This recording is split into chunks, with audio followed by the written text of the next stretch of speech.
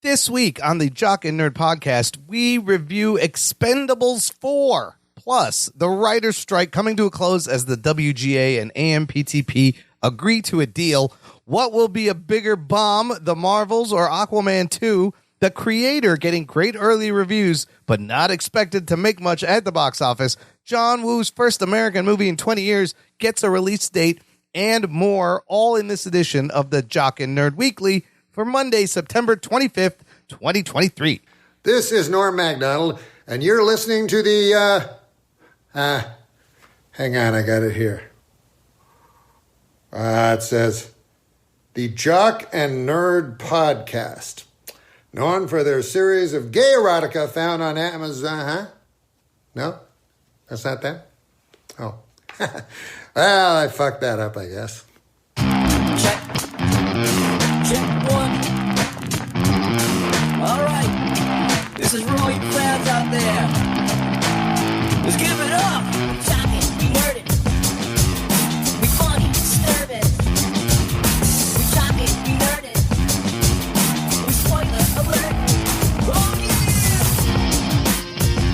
yeah! Yeah, hello, listener. What's up? Thanks for joining us, and welcome to the Jock and Nerd Podcast, where we give you comic book and superhero TV and movie news, reviews, and whatever we choose. Boing. Jock and Nerd. Boing. My name is Imran. My name's Anthony. He's the Jock. He's the nerd. And joining us, a member of the elite felty assassin Black Ops group. There are a bunch of puppet mercenaries go by the name the Lunchables. He goes by the name Roadkill because that's what he eats, but we call him Rug Boy. What's up, Rugs? I am the baddest of them all, and I still wear glasses to find my sniper. Whatever the fuck that was going on in that movie. Yeah, you need bifocals at this point. I need binoculars. Long blonde hair wig. I think the end of that was just, if you just drink, you'll be more accurate. I'm trying to do that. I'm drinking now. Yeah, I don't know if it's there you working. go. It's a real bad message in that movie. We'll get to that. Like, that kind of, don't listen, but yeah, that's going to be fun. But before we get to all that, we're going to shoot the shit. Got some big news to get to. Let's do it. The Jock and Nerd Podcast. I have a very important Hollywood strike update. After 4 or 5 days of negotiating, the WGA and the AMPTP have agreed to a tentative new 3-year contract on day 146 of the writer's strike. Holy shit, it's almost over. Oh, shit. Sort of. Technically, it will be over. The strike is still on, but this is both sides agreeing. The WGA said, quote, "We can say with great pride that this deal is exceptional with meaningful gains and protections for writers in every sector of the membership."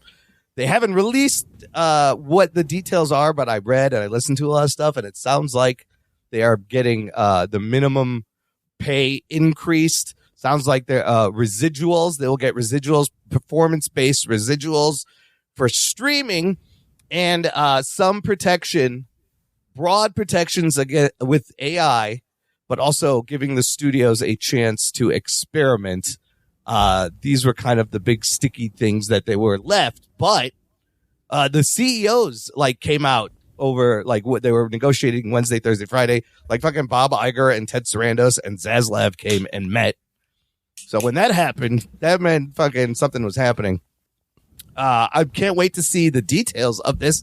Now, they still have to ratify it. They still have to vote, but they have suspended picketing, but they're still on strike for probably another week or two. Meanwhile, the actors are still on strike. SAG's on strike, 73 days. The AMPTP hasn't even begun talking to them this whole time because they were just focusing on the writers. So, celebrate, huzzah, people get back to work. It's all good stuff. Comment, what'd you guys see? I'm glad that they got to this because a lot of people are out of work, not just the writers, and it's good if it's only a tentative deal. They're not 100% going back to work yet, right? That's what you said. They still have to look at it and then vote on codify it and all that. Yeah, they got to shit. vote on it. All 11,000 people have to vote to ratify the deal.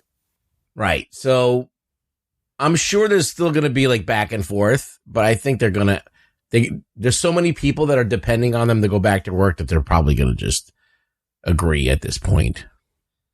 And that's good because, it's affecting a lot of people. I mean, John Blotti, we know him. He's being affected. Scott's being affected. We have a lot of people that we know are being affected by this. Yeah, so you have situations like talk shows that employ, like daytime talk shows employ 400 or 500 people. And if they had one WGA writer, all those people can't go to work, right? Because of the one guy. So I think you'll see talk shows come back pretty quickly first, but then some productions can start, but the actors can't act. Anthony, do you think the actors are going to come to a deal soon after seeing this? I mean, I think, I don't know what qualifies as soon, but you would assume getting the writers first, because this has been going on for longer. I think this was, the first step in the right direction. So I would assume if the actors have, they probably already found this out a while ago, but this probably makes them a little bit more eager to get to the table and figure it out. So this is all around. This is good stuff. I haven't really looked over anything, so I don't know what the deal looks like, but this is good. This is good. It's been, 146 days almost thus far. months. I think, it's time. Second longest. They didn't beat the 154 from 1988. That is the longest, but this will go down as the second longest. And the big question and discussion everywhere that I was hearing and reading is who won this war, right? And it's hard to tell because they're not going to be releasing the details of exactly what everybody agreed on until later. But it's going to be interesting to see who did win. Did the writers get everything they wanted? Obviously, both sides are going to have to compromise. But it sounds like there's going to be a lot of changes moving forward. And they did deal with the AI situation, as it were. So, I don't know. Yeah, I mean, but here's the thing, too. Like, things have been so stalled for so long. Like, it was getting to a point where, everything was getting pushed back. Yeah. So, this is good. And at least they can start getting, they might not be able to film stuff yet, obviously, but at least they can start with these scripts and, like, getting some dates, ready back on the calendar. And because everything was getting pushed back, like all the stuff that was supposed to come out in the fall, all the streamers and big studios were bracing for a long, cold winter and pushing everything back. So, yeah, I mean, it almost looked like it might have gone till next year. So they can start writing new things, but then all the things that were in production that actors that are paused, those still have to wait. But now you can work on the script, I guess. Like, I'm sure Ryan Reynolds will immediately start writing jokes for Deadpool, so that when they get back to work, he can change everything they already shot. Stuff like that. I don't know. But it's very exciting. And, man, there's everybody, like the auto workers went on strike. Everybody is the year of the strike here. You go on strike. You go on strike. My voice went on strike for 3 weeks. It just so happens that this is the type of time where a lot of contracts are up. It's like the cycle, right? Yeah. So it's weird, though. I'm happy that this will get resolved because from what I hear, they're getting a lot of what they asked for. So they should kind of take it, I believe. Yeah, one of the details I heard was like they have to use human. If they use AI, they have to credit human people. I guess it has to go through a person or whoever's prompting it and editing it, I guess. So you want, but then I think the movie studios probably still will get to experiment a little bit. But yeah, Blotti, get back to work, basically. Vacation's all right, over. Get your shit. Let's go. Good luck at Kaiju Brooklyn also, everyone attending. How long do you think it's going to take for them to everybody get back to work? So, like 2 weeks? Yeah, 1 week? I think the last time I've read, traditionally, at this point, it takes another week or two for the thing to be ratified and for people. But they're saying production back by like Thanksgiving for sure at this rate. So, and I think the SAG thing will probably end soon, if not a week or two after this. Because now they can talk to the actors and make a deal with them. So, and the fact that WGA seems happy, saying the deal is exceptional. That's good. Were actors having such a comprehensive problem as writers? I don't know. I mean, it's Well, what you mean as far as what they were striking for? the AI. They're also striking for AI. Yeah, I mean, they're good against AI. residuals, because they're all like, this whole thing was about like streaming, right? And how like they don't get any back end or any residuals from streaming. And the truth is the streaming doesn't have that money. Right. They fucking use all that money to create content, and they don't have money for residuals. So, but they were going for that, and they were going to protect their likenesses for AI so they can make money off their likeness, that they have a right to it, and they have to get paid for either likeness being used. I think those are two things that they're big on the plate. Yeah, so I don't see a reason. Like, I think that the writers were way more in danger of being replaced. Like, you can't replace actors 100%. Not yet, like, anyways. Yeah. I mean, it just would be not cost effective to have at this point, to fully render a person for like 2 hours, Right. Perfectly. Right. Like, to do it for like 15 seconds, they can't even do it yet. But without writers, like, you don't even get to the actors. Everything halts, right? Then, So what's more important? What is a bigger impact? We will see. But I think the SAG, they were also talking about residuals. The writers will get residuals. So I think these streaming companies are going to start paying out. They're going to have to start paying out residuals to both, which is going to hurt them. Well, how do you think this affects the business now? I think I would like to think that studios scale back their budget and like, all right, look, maybe we don't need to spend fucking $300 million on a movie anymore because it's going to cost more. I don't know. What do you think about content? Like, what about lopping off all of these productions that are making no money? Oh, that's interesting. Because they were all of these streamers were in the business of like, let's try and get every demographic. Let's make content that no one's watching on a big percentile. Right. And that's not lucrative. That's not where you're going to make money. So they need to cut a lot of stuff that they're investing in right now.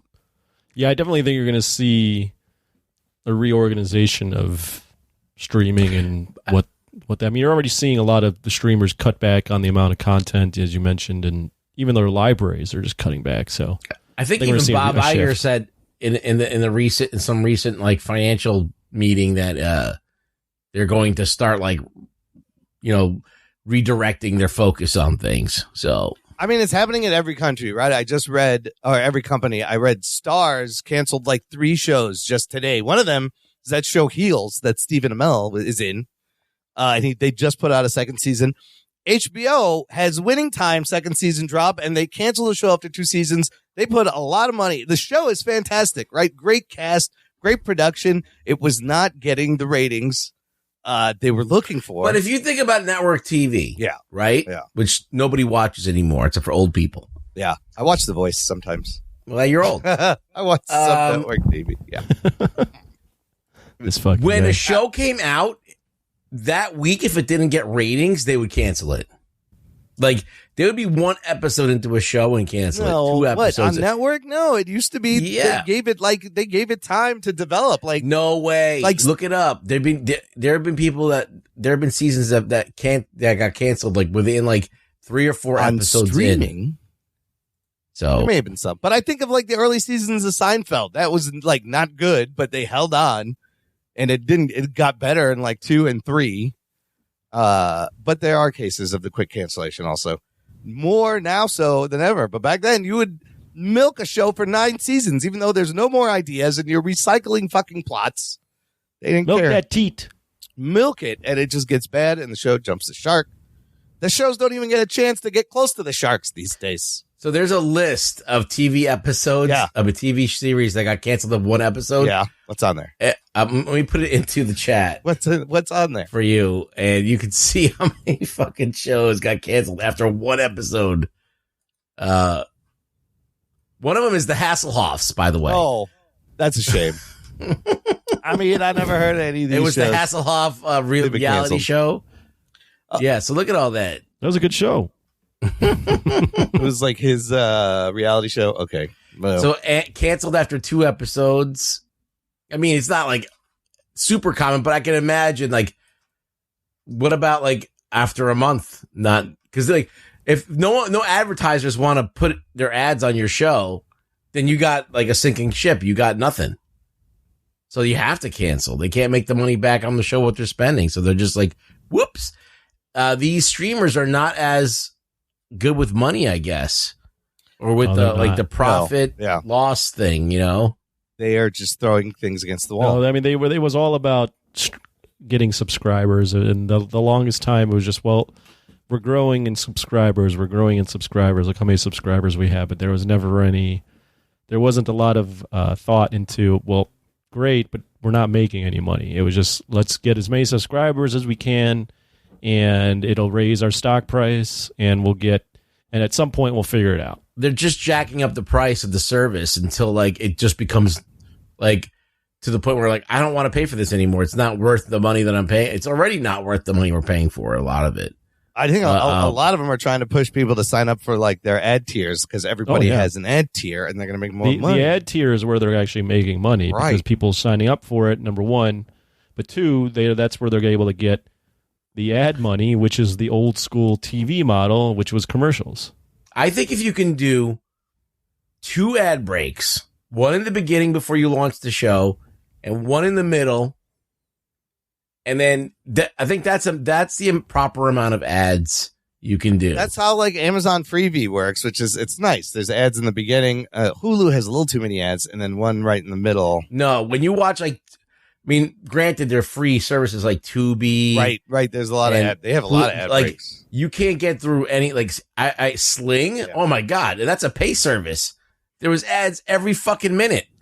I canceled that shit immediately because I was like, no, I don't want to go back to the days of every 5 minutes there's an ad. And it's worse than like watching TV because you can't like save it and fast forward it. Like they make you watch these ads. There's no getting around. They figured out a way to force you, which is kind of crazy. The other thing, streamers should do, like Netflix does this well, is they find old shows and somehow turn them into top trending #1 show for the week, a gold mine for them. Recent example, this show Suits, just like a law procedural from like 2014.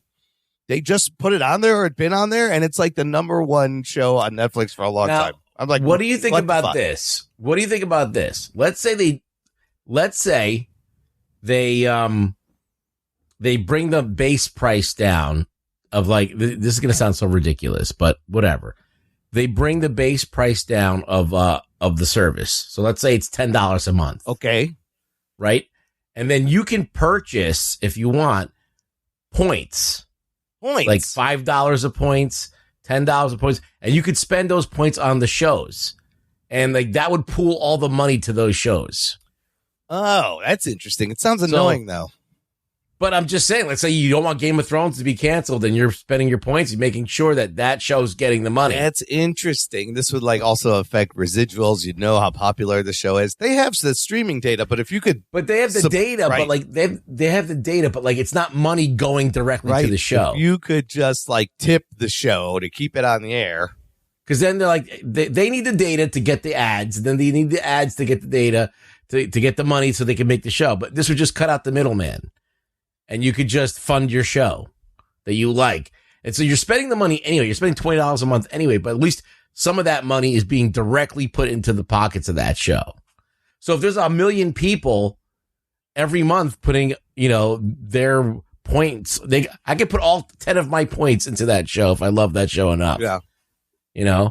Or I could purchase more points to spend on other shows. But like, you could spend as little as you want, but like, at least they don't have to resort to like draconian or weird ass like ad models that's going to interrupt the service or whatever. It's just weird. There's all these shows that exist and no one watches them. It's just sitting there and then they get taken off. Yeah, they're just there. And I'm like, I'm never going to watch this ever. I don't know about this points model. Code it. Ruggs, you're going to have to start programming it yourself. Let's see how it works. Look, it's too genius for normal people to understand. It's just I'm way ahead of my time. Yeah. In the meantime, all my streaming bill is now more than my cable bill used to be. So I don't know what the Because fuck think that about it. means. Look at all these Kickstarters that get done and all these movies that get That's funded and all these true. things that get Yeah. funded because people just pool their money. I don't know about that. It makes it too much work to watch TV. Then almost. No, it doesn't. You like things that you like, right? Yeah. I guess then you'd be really invested in it. Turn everything into like a Kickstarter. Anyways, I'll run that up to HBO. We'll see what they. Yeah. Yeah, run it up there. I'll send. Call Ted. I'll send Ted an email. In the meantime, the strike's almost over. Let's move on to this. I wanted to bring forward this question that was posed at our recent Discord hangout last week, which was a lot of fun. You guys were there was a lot of there. I had a beer. We were being silly. It was actually the most I've laughed in a while. It was a fun one. It was a fun one. Absolutely. It was a fun one. Was I there? You were there. You were there. Yeah. You showed us some sneakers. It was very exciting. Oh yeah.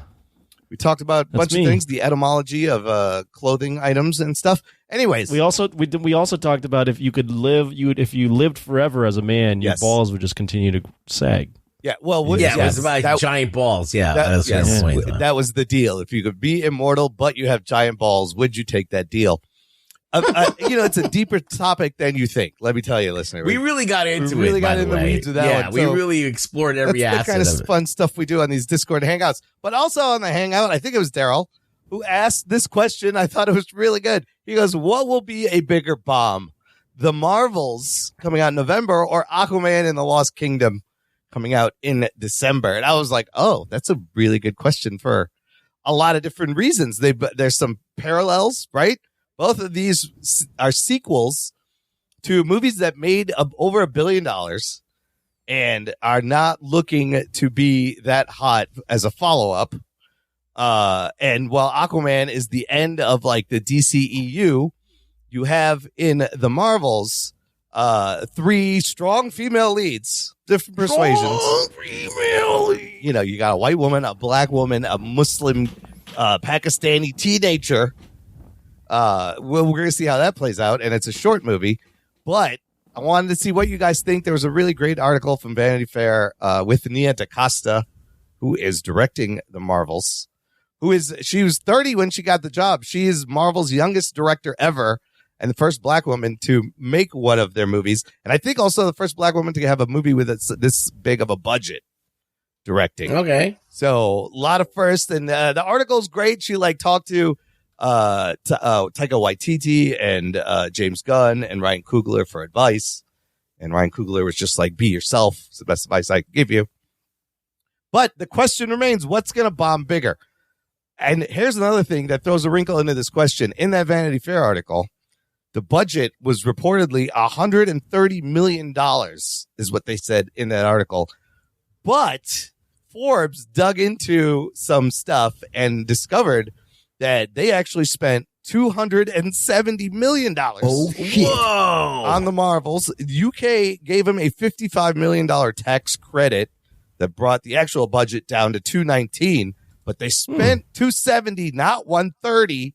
So both these movies are going to have to make $700, $800, $900 million to be profitable, and they probably won't. Anthony, talk it out. Let's start with you. What do you think? This was a tough question when it was posed to me after I had jumped on last Thursday, and it's still a tough question. What is going to be the bigger bomb?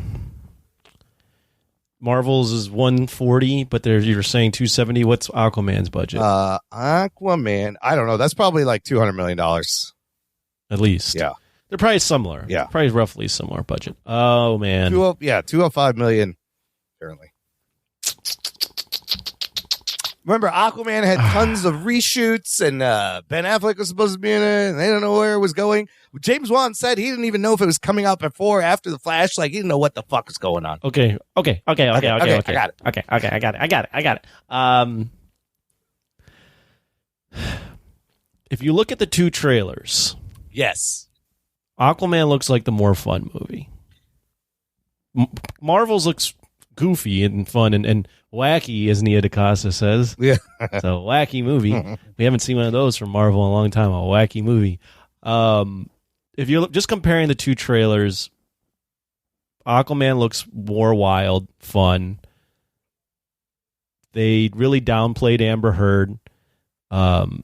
Marvel's has Brie Larson, which is a negative. You have the Brie Larson also problem. has Yes. two characters that you'd had to have watched the TV shows to have understood why they're in this. I think there's a lot more baggage for the Marvels in terms of viewing and just overall hate for Brie Larson, whereas Aquaman has the baggage in the form of Amber Heard, but that's kind of it's just some baggage. She just probably can't do a shit ton of press. Yeah. Shit ton. Yeah. Pun intended. I'm going to go with the Marvels being the bigger bomb. Oh, shit.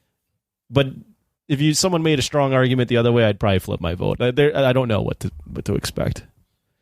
Aquaman has the fact that it's a lame duck movie. Right, and it's coming off The Flash, but people love Momoa, right? And it does look like fun. And I could see just the casual moviegoer, just going to see Momoa be Aquaman, be bro Aquaman.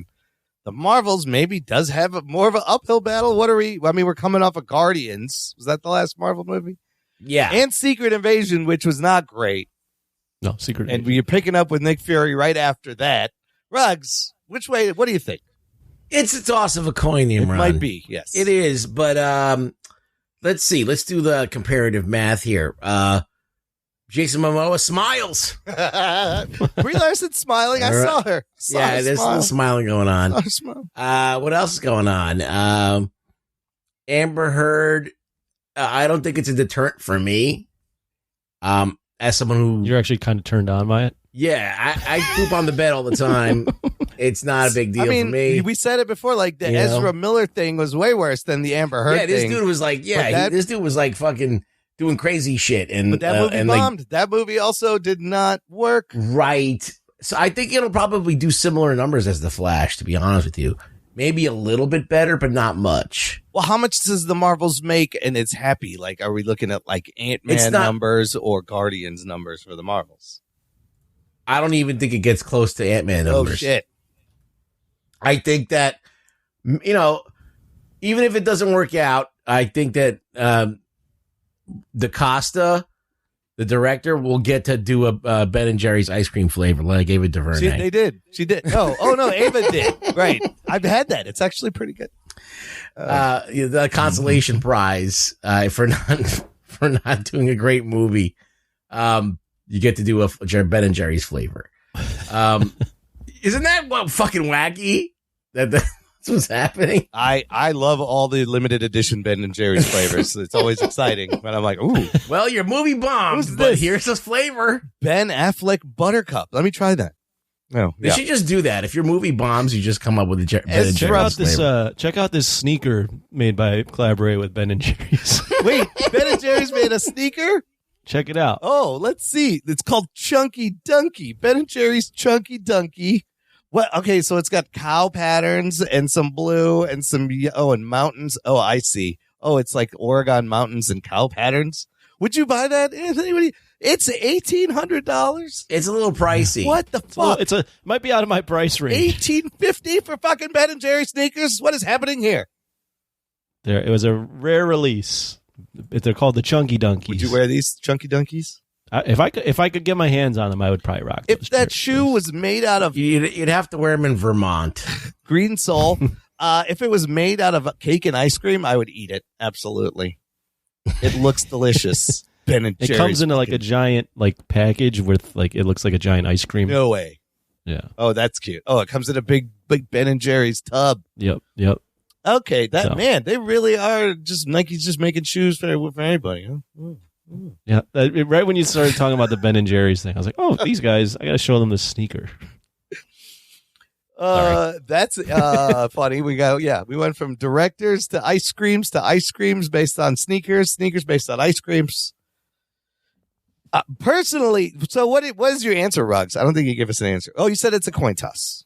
Yeah, it's like I don't think that either of them are going to eclipse I would say $300,000. I mean, it's going to be so interesting to see which movie comes farther away from that first $1 billion movie in terms of box office. the best that Aquaman's going to do is 500,000. I think globally. I think the best that the Marvels is going to do is probably 400. I think it's good. I think that Aquaman's going to get slightly more because Aquaman generally was a surprise and a breath of fresh air when it came out, even though it was like a shitty movie. It was like a fun movie and like about a character no one cared about that much, but everybody knew. That's a weird thing, right? To have a character that has a large name cachet, but that no one actually gives a fuck about their like IP. It's weird. If anything, the name cachet was a detriment because everyone thought of Aquaman as someone that talks to fish and all the jokes about him talking to fish. Like, but everybody knows Aquaman. Everybody knows what Aquaman looks like. Everybody knows that he's a superhero that everybody makes fun of. So it's like the name recognition, the history of Aquaman. And there are actual Aquaman fans, there are for real. And so all those play into it probably being more successful. Whereas Captain Marvel's not even like a real character. Like this character has been rebooted, redone, never had a series and never like stood the test of time. And they kind of, the movie didn't get, even though it made a lot of money, in retrospect, people didn't like it, so I don't know. And then the actress the movie has done her thing. So look, for me, despite the fact that, it's the MCU, I'm looking forward to where the story is going to go. Always want to know where it's going because they can set up things for the future. They probably won't. I'm also looking forward to more Miss Marvel, Iman Vellani. She was great. But I think it actually may be the Marvels that pops bigger, which is surprising. But for all the reasons you guys just laid out, and I would have said Aquaman before, but then I thought about it. I'm like, it might be the Marvels. It's going to come down to... I don't know. It's really tough. It's really tough. It's going to be close. But what's the bigger embarrassment? I think Aquaman, they don't give a fuck. Like, if it overperforms, it'll be great, but I don't think I don't know. The stakes are much lower for Aquaman. I think, the MCU has farther to fall if that's the way it's going. Yeah, I think that's a tough question too. I think DC can at least go, hey, this ain't what we're doing. We're starting over. Whereas it's irrelevant. Whereas if the Marvels fails, it's just another one of the things where people are going to go, shit, Marvels, they're fucked. They're not doing it right. It's all going downhill. Look, there's more evidence of this. It's not like Marvel is planning to. Well, actually, I've heard rumors they might. But it's not like Marvel can just reboot it tomorrow. Yeah, right. Although there is rumors that Secret Wars might reboot it. That's the rumor I heard, that they're going to pull. Remember when Marvel did all new, all different, and they gave everything a #1 in the comics after Secret Wars on Battle World, Jonathan Hickman's? Rumor is they're going to do the same thing and recast everybody and start over. That's what you heard, right, Anthony? I did hear that, yes. Which, I don't know, maybe you might have to make that move at that point, 2027 or whatever the fuck, if you can't fucking fix some of the shit that's going on. So. Wow, that's a huge move, but interesting. I mean, imagine you get all the OGs back and everybody's new, and I don't know, that's crazy, but I think what's actually new? What do you mean? Coming out from the Marvel universe. X-Men's been done already. Fantastic Four's been done. Not by they've. You're talking about completely new. Yeah, they have nothing new that people would like, or that has some cachet. Yeah, that hasn't already been done. That won't be like compared with other stuff. Daredevil's been done to death. There is no IP that's new that they haven't done. All the good stuff has been run into the ground. Yeah. And that is why you are seeing them, do Shang-Chi and Agatha Covenant Chaos and Echo. Like they are trying to build new stars. And so far, mostly unsuccessfully. Echo also, I read, still coming out all at once, but instead of 6 episodes, it's only going to be 5 episodes. That's oh my God, they got rid of one. You cut a whole episode. That's not a good sign. So that'll be fun to watch. But yeah, I mean, it's going to be up to like these Avengers movies. to really shake things up. Do you remember when we started this podcast, or you started this podcast, and I? How exciting the MCU was back in And then 2020. Red Boy appeared out of nowhere. He did. Yeah, I manifested myself, but like, TV was the big thing. Like, superheroes on TV we were like every week we were watching an episode, talking about it, and then it just took a turn, and we were done with it. Fizzled like, out. Yeah. There was no TV shows about superheroes that we would watch that were like Marvel and DC. There was just, we were done with it at that point. Yeah. Like, even like the Defenders came out from Netflix, we were done with it. And then all the Arrowverse, we were done with it. Yeah. And then that's it. So like, we're at that point here with the movies now. Yeah. Well, also with the TV shows, that brings up a good point. There was a time when we would watch Arrow, and the Netflix stuff was a little higher quality, but let's just say the Arrowverse, and we were like, this is great. Yeah. This is great television. Yeah. Like, we were enjoying it. There's good storylines. It's about the characters we grew up watching. And then there came a point where, one, the quality went down, but two, I mean, it is in the writing, but two, we were like, this shit looks terrible. Yes. And we've gotten to the point where to invest in TV is going to cost a lot of money. Yeah.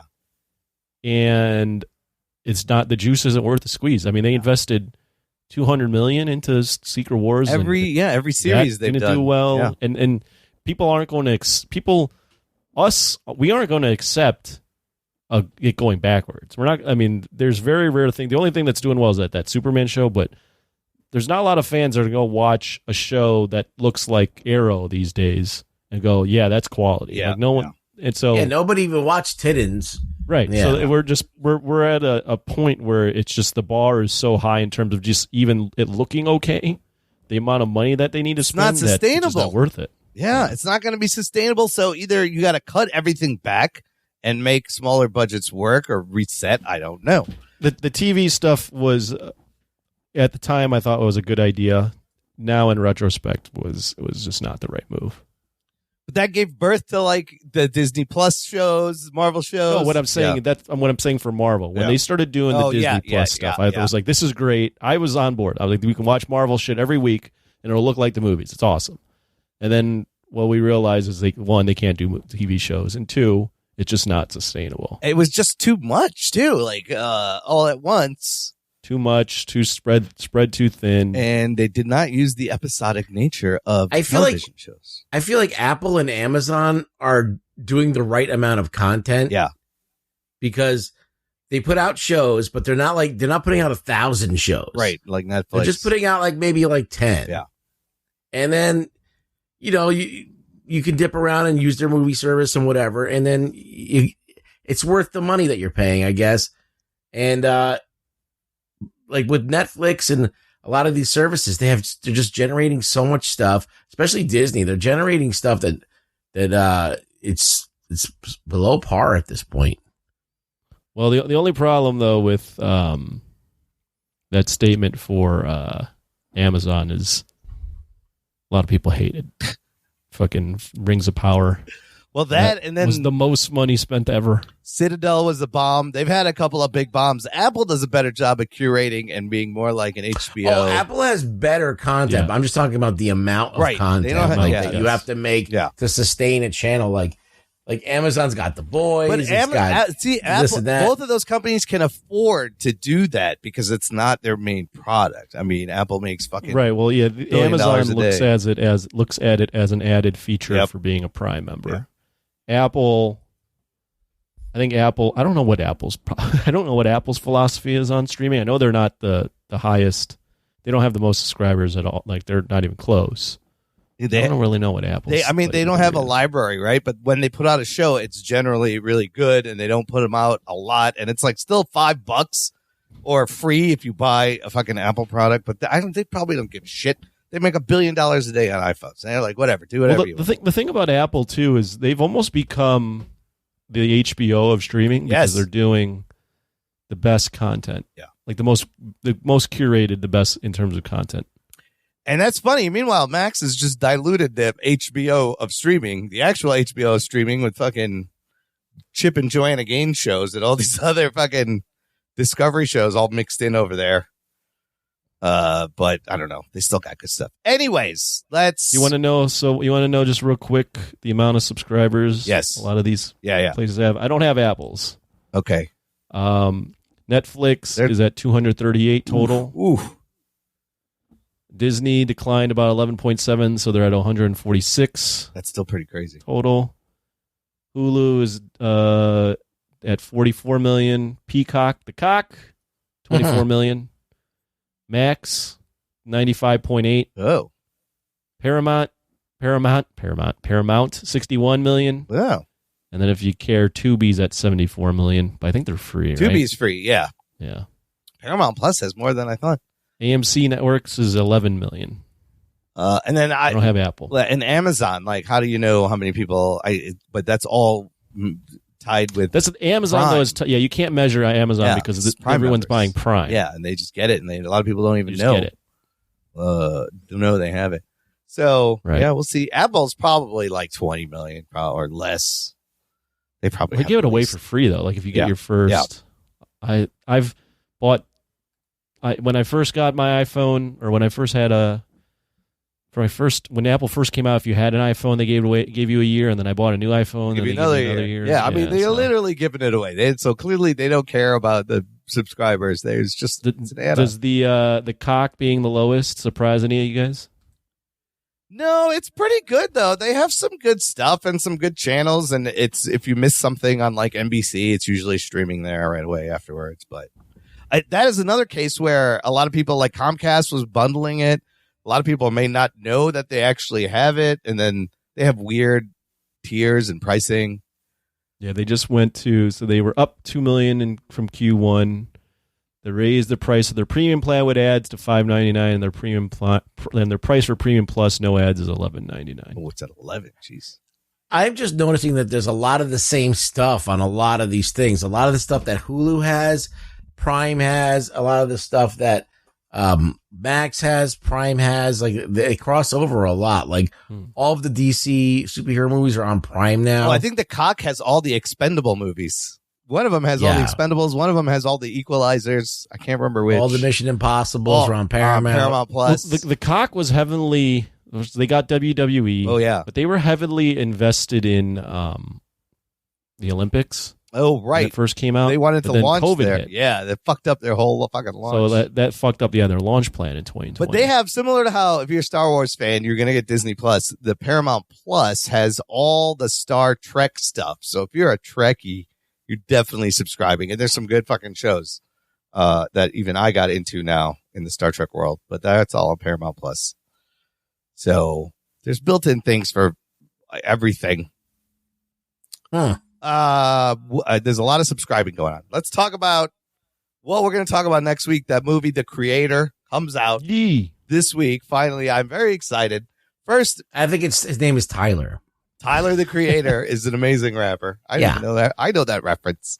He's old. Do you? He's old now. You know what? Can you name one Tyler, the Creator song? No, something about a sweater or something. I don't know. No, I don't.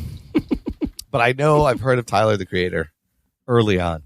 But this is not a biopic about Tyler, the Creator. This is, funnily enough, a movie about saving AI, just as the WGA is fighting to protect themselves from AI.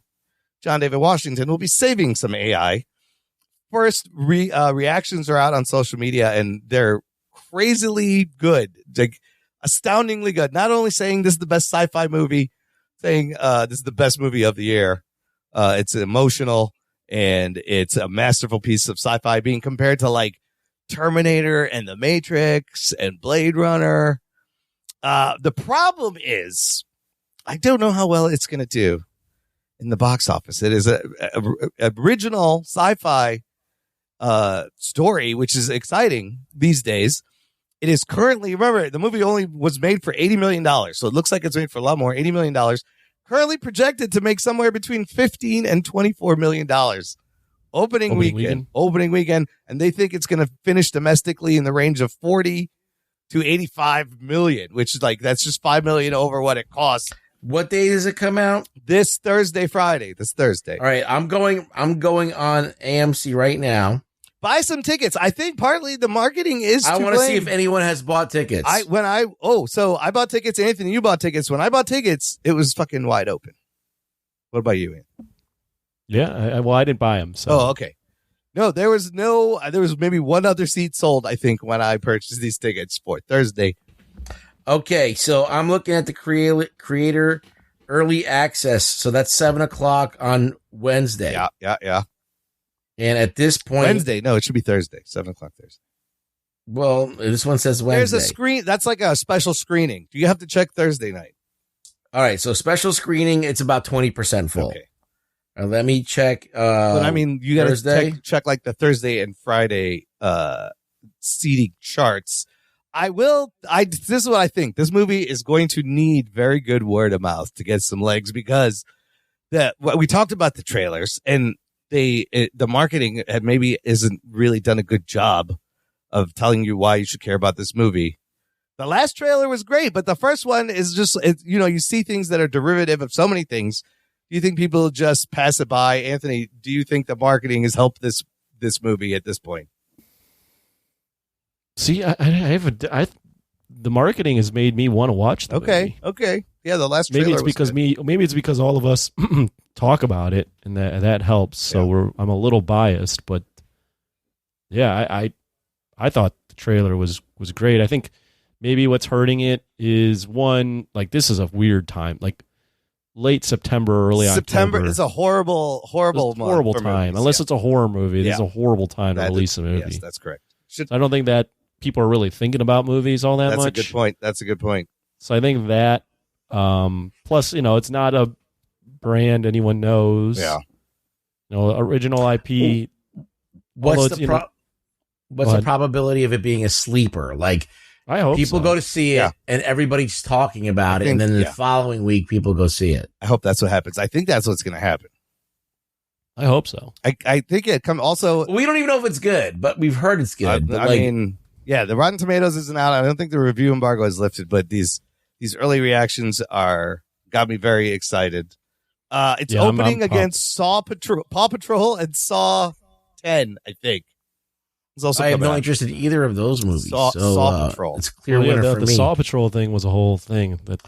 So looking through all these theaters, 20% best at this point in time. Oh man, it is competition though. I mean, they do have the Saw. Dumb Money. Paw Patrol. Dumb Money also comes out this Friday, which that movie looks What's fun. That? That's about the GameStop shorting that the online did, that Reddit did. It's like the whole people buying stock in AMC. I heard it's very good. So it's like a dramatized story of how it happened. It's GameStop, not AMC. AMC's the other one. AMC they did after the GameStop, but it was GameStop, and them sticking it to the hedge fund dudes there. But it would be really sad if this thing doesn't do well and nobody else takes a chance on some original sci-fi that looks amazing. Well, what did it need? Need promotion? Like these guys to go out and promote it? You think that would help? That would help all of these movies. So none of that was happening because of these strikes. I'm hoping it's going to be a sleeper hit. I really think people are going to see it and they're going to be like, bro, this movie's really good, and it's going to spread. It might take a while. Everybody get to your TikToks. All you young fuckers that listen to the show. Yeah. If it's good and you like it, TikTok about it or whatever the fuck you do. And it's embracing AI. The little girl's AI, and he's going to save her. So I don't know if anybody cares about that. Probably not. But it looks like a fun sci-fi movie. It'll just be sad to know that, like, if this movie is good and it makes like 15 million and no one goes to see it, that's pathetic. I mean, the trailers already look better than some fucking $200-300 million movies, right? The trailer's gorgeous the way he shot this thing on location, in these epic wide shots, and he did 2 big movies, so. We'll see. I think we're going to have to help. We're going to have to help this movie out, but I'm excited to talk about it next week. Let's help them out. We're going to help them out. Last thing in the news, I wanted to just mention John Woo's next movie. I've mentioned this movie before. It has been 20 years since John Woo has made an American movie. The last one was Paycheck with Ben Affleck. But his new movie just got a release date. Silent Night will be coming out December 1st, 2023. The same day Godzilla -1 is being released. -1. Silent Night, if you forgot, is an action movie without any dialogue that stars Joel Kinnaman. Here is the synopsis. It says, from legendary director John Woo and the producer of John Wick comes the gritty revenge tale of a tormented father who witnesses his young son die when caught in a gang's crossfire on Christmas Eve. While recovering from a wound that cost him his voice, Kinnaman makes vengeance his life's mission and embarks on a punishing training regimen in order to avenge his son's death. Full of Woo's signature style, Silent Night redefines the action genre with visceral thrill, a minute storytelling. This it's going to be either really good or it's not going to work. It's going to be this clip. Sometimes it may be good, sometimes it may be shit. We'll see. Wow. What do you guys think of that? I kind of like that synopsis. I love that there's no dialogue. John Woo, Joel Kinnaman. I'm immortal-sized balls deep in this. Oh, you're all in. Call back to our Patreon. Yeah, I want to see a John Woo movie. Why not? I want to see what this guy's up to. Let's see what he's doing. The dialogue-free thing is an interesting twist on this whole thing. Yeah, I'm interested as well. I'm not as balls deep as Ruggs is. Yeah. But John Woo doing an action movie released here, throw in the no dialogue thing, and there's at least a little bit of, well, hey, what's going on over here? I think you're in for an interesting time either way. If it's good, if it's bad, you're gonna definitely see something different at least. It's Woo. Woo is good at telling a story without dialogue. If you think about a lot of the action in his movie and putting drama in action, he's talking about this movie, The Vulture. He says we're using music instead of language. It's all about sight and sound. But he does say the budget was a little tight. The schedule was tight. It made me change my working style. Usually for a big movie, we shoot a lot of coverage, then leave it to the cutting room. But in this movie, I tried to combine things without doing any coverage shots. I had to force myself to use a new kind of technique. Some scenes were about 2 or 3 pages, but I did it all in one shot. So maybe we're going to see a lot of cool long shots cut together. Again, this could be genius or it could be a disaster. We're just going to have to wait and see, but we don't have to wait long. It's a roll of the dice. I can't wait to see John Woo's latest. All right, let's take a quick break here, guys. Got to play some promos, and we're going to come back and talk about it's a movie with some action people in it. You'll see right after this. After these messages, we'll be right back. I'm Imran. And I'm Sophia. I'm the brother. And I'm the sister. And we are watching a show about cousins. We're your hosts for Dance of Joy, a Perfect Strangers rewatch podcast. We grew up watching the 80s hit sitcom, and now we'd like you to join us every week as we rediscover our love for our favorite TV cousins, Balky and Larry. You can find our show at danceofjoypod.com and on all major podcast platforms. Now we are so happy, Sophia. We do the Dance of Joy. Imran, this is a podcast. They can't see us. Oh. We'll get you back to your regularly scheduled podcast in just a minute. But we wanted to introduce ourselves. I'm Jason. I'm Jeff. And I'm Blake on this highly produced advertisement. That's right. It's the History of Bad Ideas, a.k.a. Hobie. You can find us on Twitter at Bad Ideas Podcast and on Facebook at The History of Bad Ideas. But if you like a podcast roundtable with 3 to 5 guests, usually every week, depending on sick leave, talking about all things geek, including movies, TV. I ain't getting paid for this shit.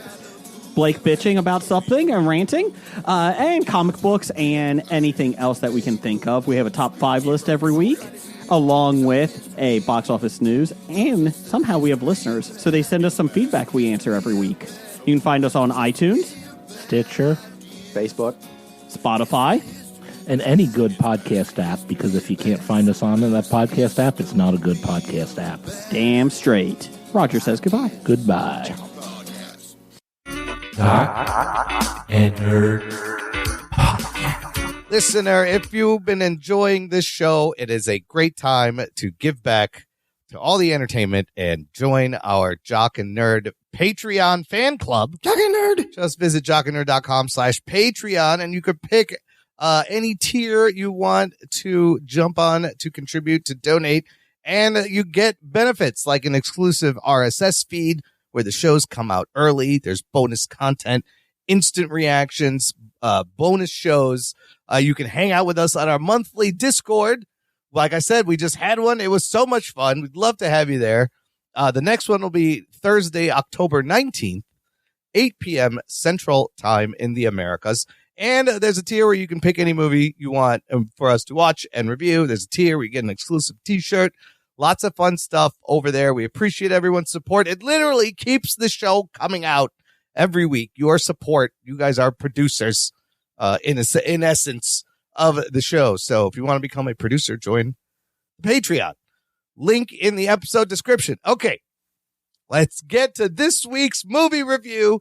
We are continuing our streak of action movies. We also have a streak going of really good movies. We'll see how that does. Does the streak continue? This week, we are randomly decided to review The Expend4bles 4, although I believe it's pronounced Expend4bles because they shoved the 4 where the A is, which I don't know, it makes a lot of sense, but how do you... They did the whole fantastic Fan4stick. Fan4stick. How would you say that? Expend4bles, right? Expend4bles. Expend4bles. Here's your spoiler alerts. Strap yourselves in, you fucks. Spoiler time. Expend4bles. This movie is the 4th installment, of course, of the Expendables film series that started back in 2010 with the first one. Second one comes out 2012. The third one came out 2014. The last Expendables movie was fucking 9 years ago. Wow. And then they decide to make another one. On the Rotten Tomatoes, here's how this breaks down. The first movie comes in at 41%. The second movie comes in at 67%. Wow. The third movie, 31%, goes the other way. And this one, Expend4bles, it actually went down. Right now, it's at 14%. 3.5 out of 10. Lame. 70% audience rating, but it's at 14%. The budget on this movie, surprisingly, is $100 million. Then what do we just say? This is a bad time to be releasing movies, especially this movie. Opening weekend, this movie opened with $8.3 million and is currently sitting with $21 million worldwide. It opened number 2, didn't even open number 1, behind The Nun 2. Beat it out this weekend. But no movies made more than $10 million this last weekend, opening weekend. So right. This movie has a lot of bad press, though. Got a lot of bad press. Just to compare, the first movie opened at like 35 million, goes on to make 274 worldwide. The second movie opened at 28 million, third movie 15 million. The second movie's made the most, 314 million. But none of these really have done great at the box office if you look at all the numbers. This movie is directed by Scott Wow. Good God, y'all. What is it good for? Whoa. This is his 5th feature film, and actually, I've got some interesting information about him we will get to afterwards from an interview with The Hollywood Reporter. Screenplay by Kurt Wimmer, Max Adams, and a dude who's got the greatest name, Tad Daggerhart.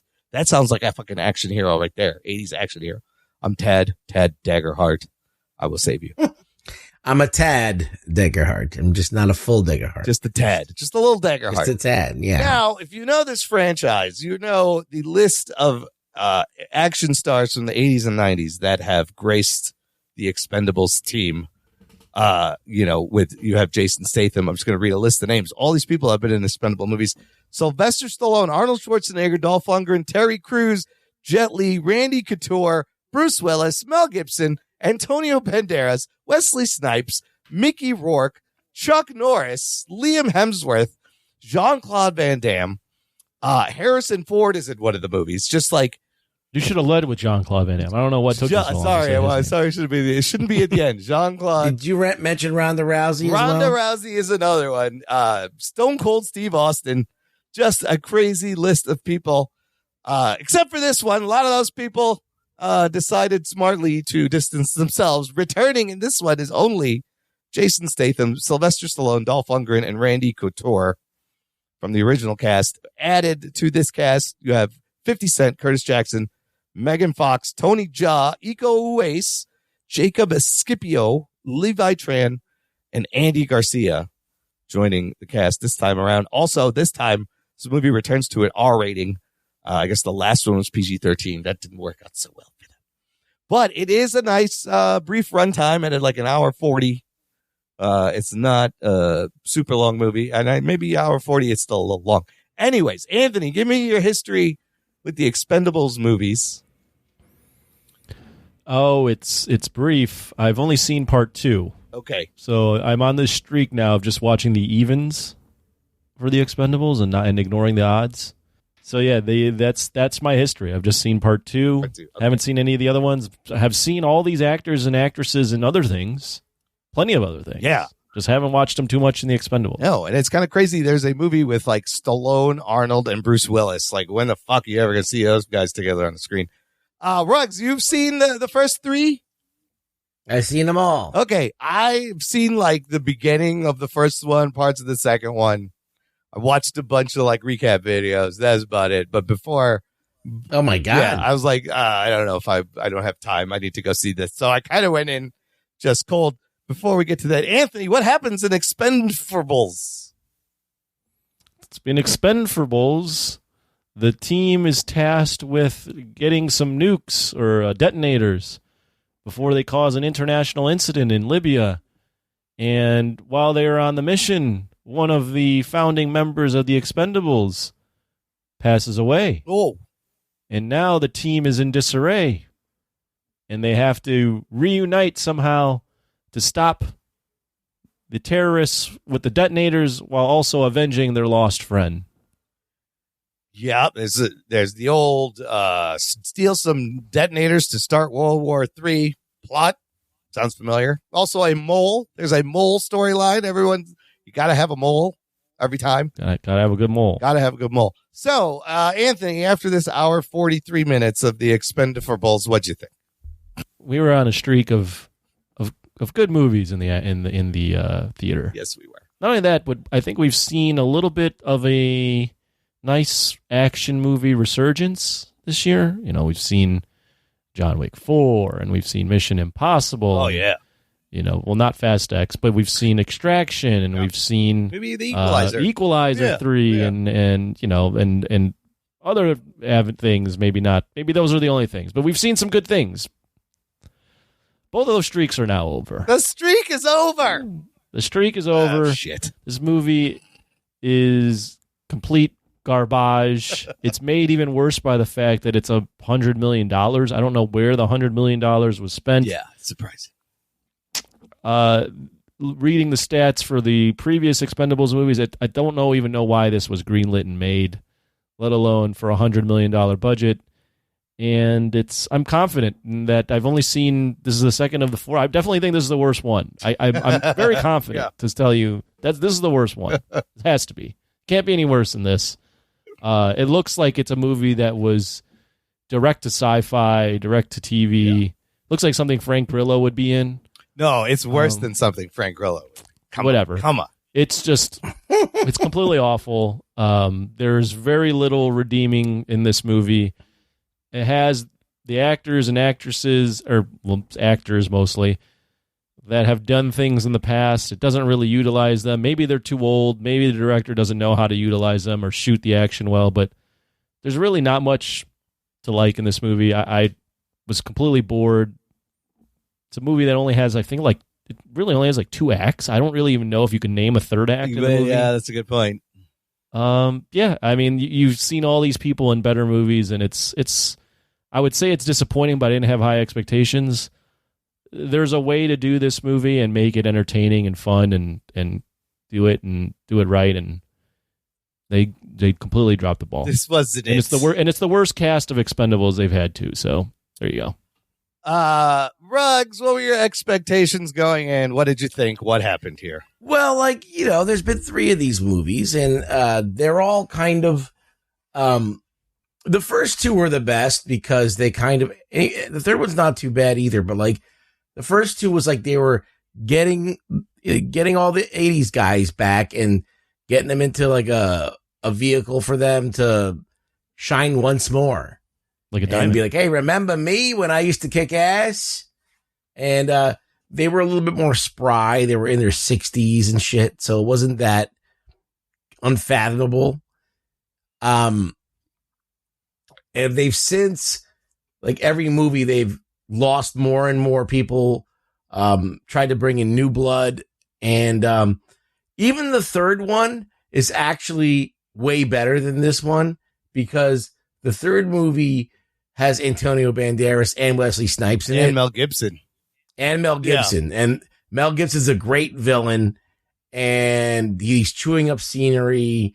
And Stallone is in there. He's has a nice fight with Mel Gibson at the end. You never, like, come on. Like, you're going to see fucking Mel Gibson fight Stallone. Right, when you're going to see fucking Indiana Jones and Rocky have a conversation. Right? It's crazy. And then all of a sudden, at the end of the movie, fucking Stallone and fucking Mel Gibson are throwing down. And the same thing with the one before it. Like, they had, the ending was with Van Damme versus Stallone. Yeah. You never got to see that. So all of these kind of promises that you're looking for your whole life in your childhood for action movies, they do come true in those. That's why I actually like the second one better than the first one, because it has that Van Damme showdown with Stallone. But the first one's actually really good too. The first one's actually a real movie. Okay. Like it's like about them being old and going on one last mission and giving up the life. And then once they had a hit, they just kept making more movies. But the thing with the third one is they made it PG-13, and that turned off a lot of people because they tried to like broaden the audience, and you never want to do shit like that. But this one, I don't understand what the fuck they're doing. They didn't really bring any big names in. Right. You didn't have Antonio Banderas, but you had a guy. It's his son. Pretending, it's his son. It's supposed to be pretending to be Antonio Banderas. Jacob Sibia's character plays his son, I guess, but I don't know why they didn't tell you that. Right. Then you got it just was just Terry Crews didn't come back, so 50 Cent comes in. Yeah. So they tried to get guys who could mumble the most. Yes. Like Dolph Lundgren not even trying to say his lines. So, and then like, okay, fine. Like, okay, you could say Iko Uwais and Tony Jaa. They're the big names that they're bringing aboard here, which is great. But they were underutilized. Yeah. Yep. They were not used to the best of their ability. They didn't shine at all. They were just kind of there. And just the way that they wrote this story, the inclusion of Megan Fox as like the leader de facto. Oh, boy. The only part that I really liked about this movie was Jason Statham's raid on his own, like one man army thing through the boat. And I was just like, and that wasn't even great. That was just entertaining at that point. But like literally in the beginning of the movie, there's this fucking raid going on to get the detonators. Right. And then they're all hanging out in New Orleans. Yeah. And then Garcia comes in and goes, you got to get over to New Orleans. And then they're there. I'm like, who the fuck, like, how long were they there, like, negotiating this thing? And, like, it doesn't make any sense. A lot of this movie makes no sense. And, like, a lot of people have pointed that out in their reviews. And I'm like, oh, my God, you're reading my mind, because this is exactly what I was thinking. Like, who wrote this? It's like, what timeline is this? And then, like, everything was predictable. Like, I knew Stallone didn't die. There's no way he's dead. Yeah. I thought they had some joke that Megan Fox was banging Jason Statham's brother with a picture of Jason Statham with a Fu Manchu mustache. Is that what that was? I don't know. Like, didn't make any sense. That first scene with Megan Fox is so terrible. She's just like screaming at him. Thank God she's got one of those smokeless bodies ever. Because like that's the only thing that like she's so terrible as an actress. She sucks. She really sucks. And then like, yeah, it was just terrible. And a lot of obvious green screen. They literally do the same car chase scene in every movie. Oh, yeah. Like the third movie has the exact same car chase through the factory. Yeah. Exactly, like note for note. So, and the third movie has Mel Gibson in it. This one doesn't. So, just all around, even Arnold's part in this. Is Arnold in this movie? No, he's not at all. He's not in this movie. Stallone is barely in this movie. That's kind of weird. So Stallone and Arnold are not in. Yeah. The other movies just have more reason to like there's no reason to give this movie a pass. The other ones at least had Arnold, Bruce Willis. You know, they had like people on screen that you'd never see together. I think Iko Uwais and Tony Jaa have been on screen in other B movies. Yeah.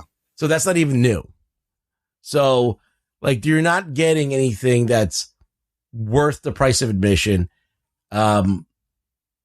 It's okay as an action movie if you like were in the mood for like a B movie, but it's $100 million movie that they could have really produced something else. They could have gotten some other like talents in there. Even Steven Seagal would have been. Oh funny. my God, they could have put Seagal in there with his. Imran, I know you got to go your turn, but let me just jump in real quick. Yeah, sorry. Yeah, because I want to say this while it's still fresh in my head. I touched on it, and Ruggs is talking about it's $100 million, and it is a B movie. But the fact that it's $100 million and it fucking looks like the entire goddamn movie is filmed in front of a green screen is insane to me. Yeah. There are scenes where there are people talking to one another, and it looks like they don't look like they're in the same room. No one looks like they're in the same room. No.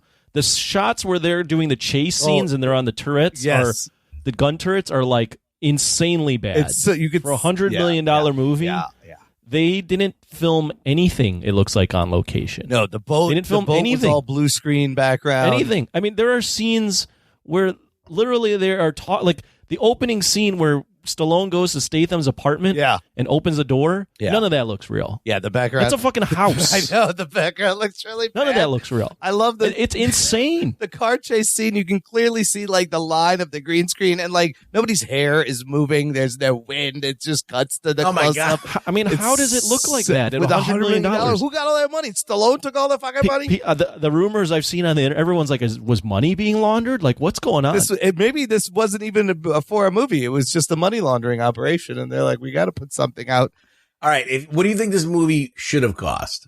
Oh, God. The way it looks? Yeah. Like 50 million? Maybe 50, 40, 50 million. Oh, Jesus Christ. 10 million. Less. I mean, it looks worse than a lot of stuff that's it looks like they literally took everyone and put them in a warehouse with a green screen.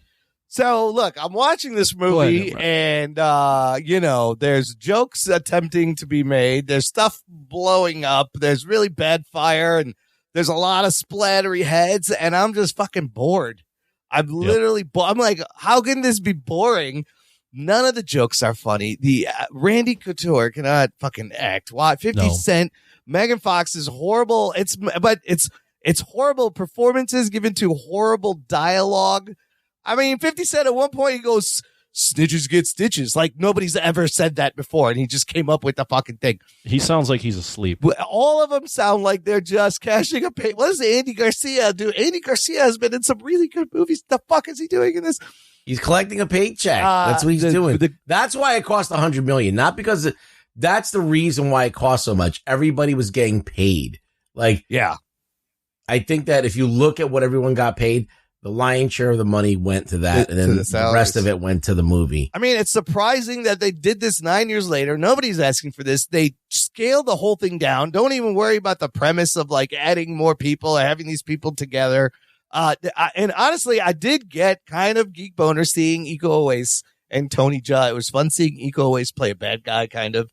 And Tony Jaa's character was kind of cool. Like, I would love a movie like a Jason Statham, Tony Jaa, buddy cop fucking movie. They shoot a kid in this movie, Imran. They did. Oh my God, the bad guy did shoot the mom, and Iko always shot a kid in the head off screen. It was crazy. Oh, that scene where they shoot the kid in the head. I was like, what are we doing? What? Well, no, not even. It's not only what are we doing.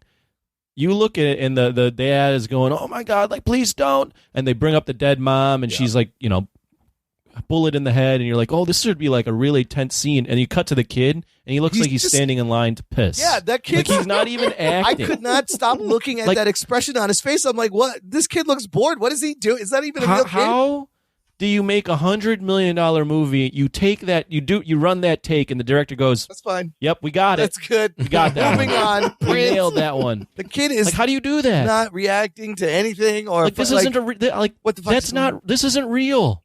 How does that pass quality control? How about okay, the Stallone fake out death? I should have saw that coming, but then the Stallone fake out death, I literally put my hands up in the air like, what? First of all, how does this make sense? They show the burnt corpse and they have the burnt hand with the ring giving middle finger. They didn't measure the size of the corpse as half the size of it was Stallone. Jumbo Shrimp. It was the little guy. And then when he shows up at the end, it's just kind of funny. It's hilarious. So Stallone out of nowhere. knew that he was being let's like unwind. So he murders a guy. Yeah.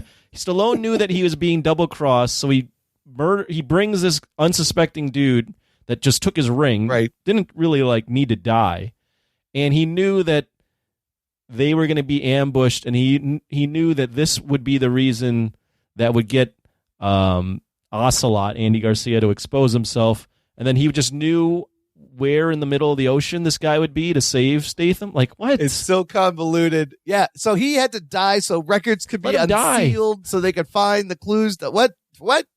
What is going on? Why is that even necessary? But largely it takes away Stallone. This becomes a Statham movie, and it's supposed to be a passing of the torch, and then Stallone's just like, psych, I'm back. Like, and then he's like, oh, by the way, how about that? You know what's funny? Remember last week we talked about who walks out of movies? Why would you do that? This would have been the movie I would have walked out on if I. No, I would never have walked out on this movie. I think I kind of would have. I watched it the whole time. I was like, because I knew what I was in for, but I just couldn't believe that they were like. I just couldn't believe there wasn't something that I could forgive myself for watching it. Like, and go, yeah, there's no like, oh, well, Arnold's here. So, and Stallone. So I don't give a shit how bad this movie. I'm sitting through this whole thing. There was nothing like that. Like here, there's nothing. But was there worth the price? Is there any bright spots? I like the ship. I got scene. A couple. Okay, I thought when they're on the ship, that scene where they're riding motorcycles through the ship, it reminded me of like Under Siege in a good way. That was all right. That was okay. That was a decent scene. I would go Megan Fox being hot. Okay, that helps. That helps. But I do not buy for a second that she is the leader of the Expendables. No. Why wouldn't you pull her hair back? It's getting in her face. This is not going to help. They don't go with the hair thing. That's look at what she's wearing to a mission. Bugged the shit out of me. I was like, pull your fucking hair back. How you can see anything to shoot people? Your hair's on. She's just written terribly because the first scene you see her in, she's this like psycho girlfriend that they're making fun of, and then you're supposed to be like, oh, I'm on board with her being the leader. Like, it's just horrible writing. But she's like, she's in that argument. She's like, I'm more skilled than both of you. Yeah. Right. They just throw that in there. Just throw that in there. So I would go her being hot. I laughed out loud when Dolph Lundgren takes a sip of alcohol and goes, and then starts shooting people. That made me laugh. It's an anti-sobriety message. He needed to drink to be accurate. Great message. Yeah. And then I thought it was neat to see Statham and Iko Uwais fighting. That was a great fight. I thought that was a good fight. No, it wasn't a great fight. Don't Imran, stop. Okay. It was not a great fight, but I thought it was kind of neat to see them two fighting, but they completely, like, the director just doesn't know, either it's just bad choreography or he just doesn't know how to shoot action because it's shot too up close. It doesn't utilize the fact that both of these guys can actually like throw down. It's just it's not an epic fight. It's a bad boss fight. And then you realize that Iko Uwais isn't even the boss, so it's just like complete shit. But all of that was largely predictable about Andy Garcia being Ocelot. Oh yeah, come on. The mole thing. The mole thing was ridiculous. The whole fight, the guy and girl fight each other that turns into a sex scene. Like, these are all just classic tropes that we see in action movies. If done right, they'd be kind of nostalgic and fun. But in a shit movie, it just makes it. So you didn't like Jason worse. Statham looking for work and then becoming the bodyguard of that influencer. I liked seeing him in a suit again. That was a nice little callback to that guy on live video. That was kind of. I guess it was kind of cute, but it just the jokes don't land. Like the running joke with Couture telling the story about his ear. He says that no one talks. I think he says that in every movie, right? That cauliflower ear story. No one's written with any real dialogue. No one actually talks like the way they do, and it's not funny. So it just Did doesn't. you like land. the golden shower thing? Oh yeah, we got a golden shower joke. There's a herpes. There's like a. You guys all like herpes. And they do the thing where they trap all the prisoners in the room, but they don't give a good excuse for why they didn't just shoot them on sight. They're just standing around. They're just like, oh, we'll just trap the Expendables in the room instead of killing them on Come on, site. Barney's ring was on a dildo in that bar. That was hilarious. Probably the dildo had a better performance than anybody in this movie. Ask me, it was more believable. That ring didn't melt, by the way. It's unmeltable. Oh, yeah. It crashes in the fire. And how about when Stallone flips that big guy over the bar? I was like, what? Nah, I don't think so. You're 70 years old, bro. What are you doing? What? Yeah, I mean, you have Tony Jaa, Iko Uwais, and maybe they're too old. I don't know, but you didn't even showcase their awesome fighting. Like, I didn't get to see.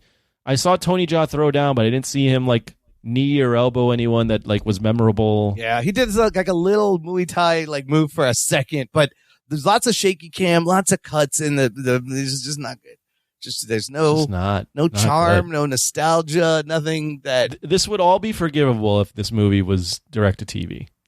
Right. If I stumbled across this one Saturday afternoon, I would stop and watch and be if you were scrolling through Amazon Prime and saw this pop up for free, you'd probably give it a watch. So let's talk. It's just the fact that it's the worst of the Expendables movies. And those are all, the Expendables are like bad.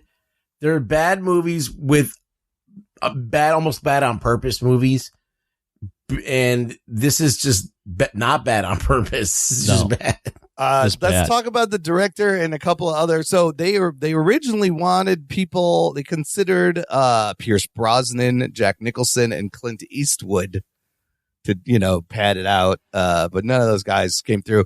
So Scott Waugh just directed a movie for Netflix. He wanted to do a movie with Stallone, and Stallone was originally supposed to star with Jackie Chan in that movie Hidden Strike that came out this year. That also I heard is not good at all. I didn't even bother watching it. I was like, John Cena ends up being in it. It's John Cena, Jackie Chan, and I just fucking scrolled by it. But he is, we talk about Chad Stahelski, Sam Hargrave, these stunt guys turned directors.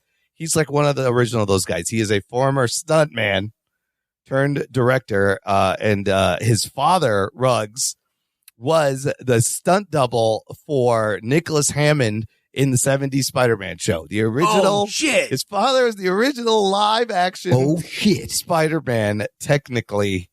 Wow. And he has a brother that also directs. But in this article, he talks about wanting to elevate the action and making the choices. And I'm like, bro, I don't see any of this in this movie. I don't know what you're talking about.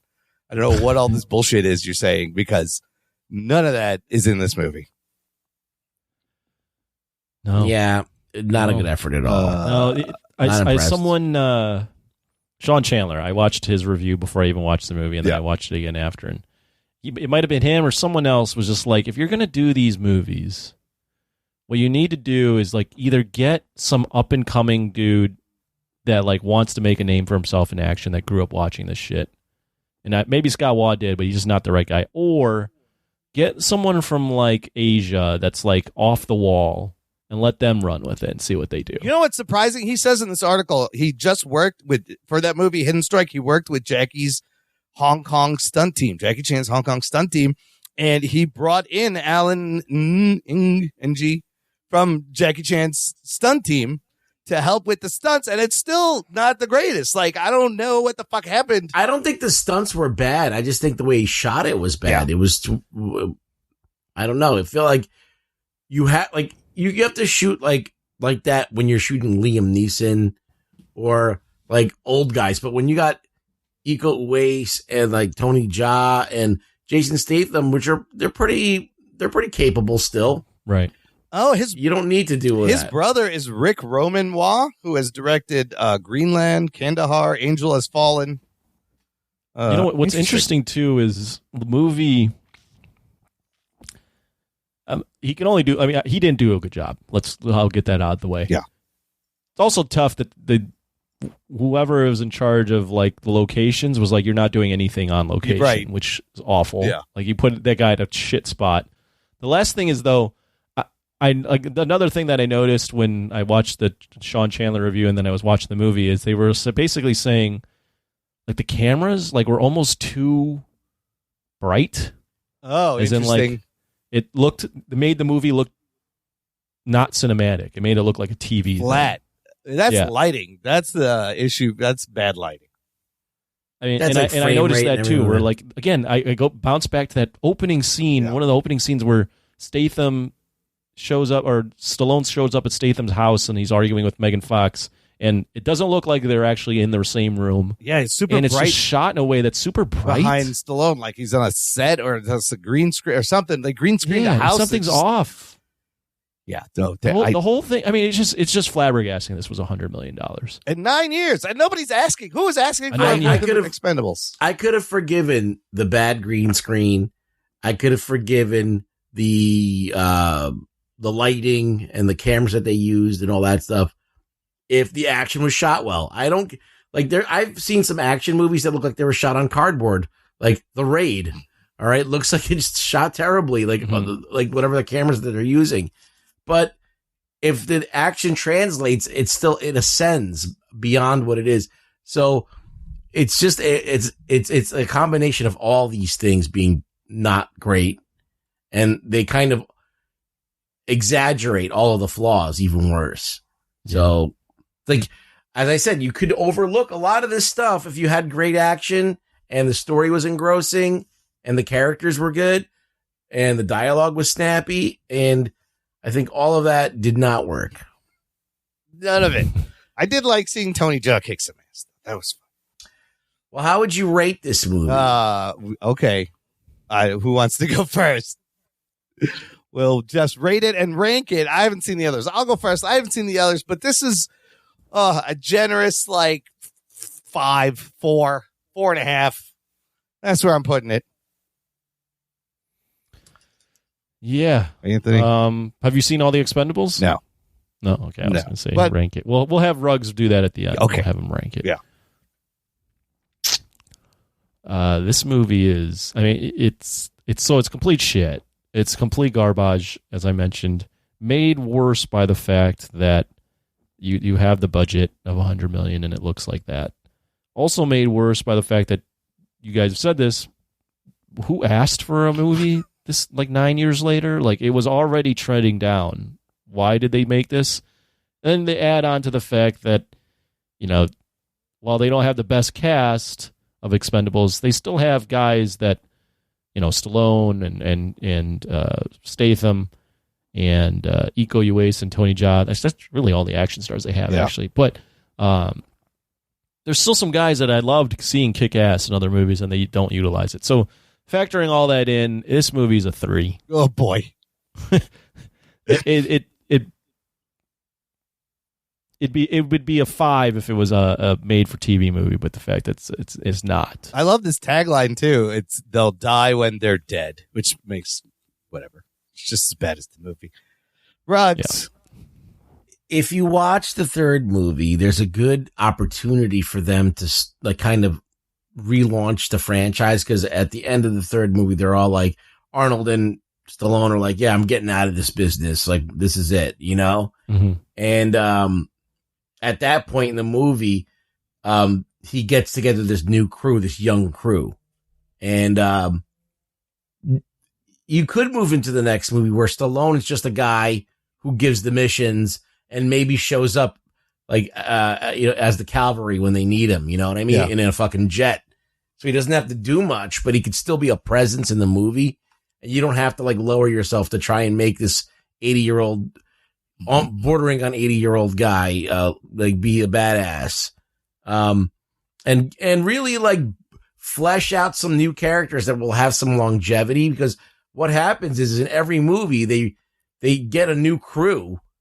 And then the ones that they have as a staples, the only really big name out of all the ones that were Jet Li and Dolph Lundgren. Right.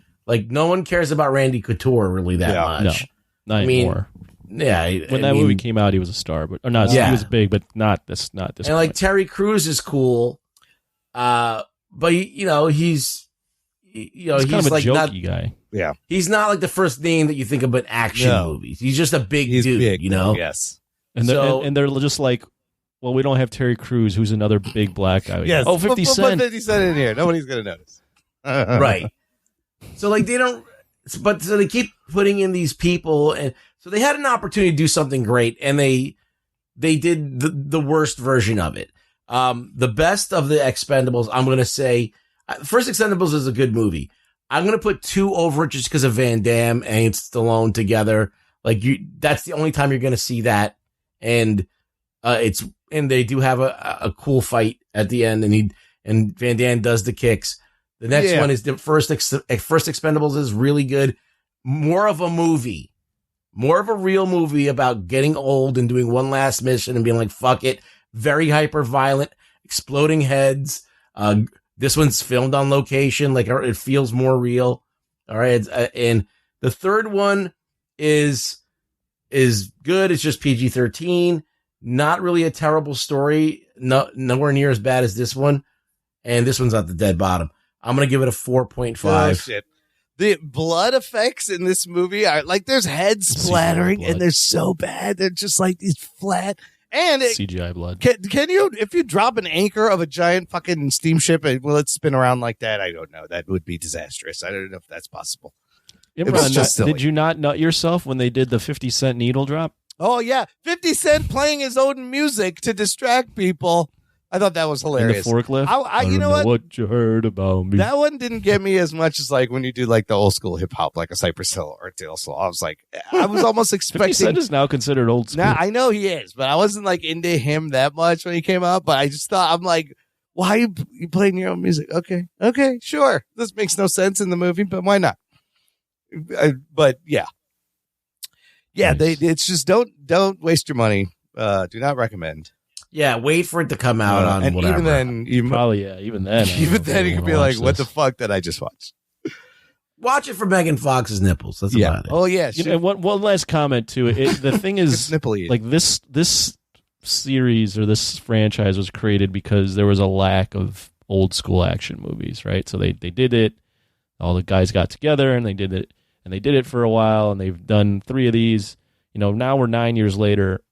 While we're not getting as many action movies as we did in the 80s and early 90s, we're actually getting good action movies again. Yeah. So, like, this isn't even filling that void. Yeah, right. It's just like, what are we filling with this? Why did we do this? No, I think the franchise is dead now, and they'll probably stop. Can't imagine them continuing with a fifth one. I mean, why do you think they couldn't hold on to Mel Gibson? Antonio Banderas and Wesley Snipes. Like they're not retaining any of these guys that they're digging up. They're just coming and going. Arnold's like, no, I'll pass on this one. That's okay. Well, Bruce Willis we know why he's Bruce not Willis in it. makes sense, but I think they all saw the writing on the wall where this thing was going, and they're like, we're just going to leave. It's fine. But they were doing like a whole transition to Statham, right? But it was like, who is Statham's crew? Like, what would make you watch this? Like, he doesn't even have a crew to. If there's no Stallone, who do you have? Just Lundgren. That's it. And right? he's mostly Jason Statham. sitting down or lying down in this movie, Dolph Lundgren. He's sick. I think he was sick filming this movie, really? Too. Is that I don't know, maybe not. I read this other review that also mentioned that the Jason Statham just had another bad movie come out, The Meg 2, and apparently the end of that movie is very similar to the end of this movie, or it's like exactly the same shit over again. So they were like, why are we watching this again? We just saw it in The Meg 2. Yeah, Lundgren's battling kidney cancer. Oh, he is? Oh, yeah. Poor Dolph. I was watching the movie, I was like, he looks skinny. Yeah. Maybe that's why he had that wig and shit on. It worked it into the movie. Yeah, why did they even mention it? I don't know. It's kind of weird. I wouldn't even have thought he had a wig on. Yeah, me neither. And I was like, that's a wig? I don't get it. That line was like, that's self-consciousness. Yeah. Like, he should never have mentioned it. Yeah. Yeah.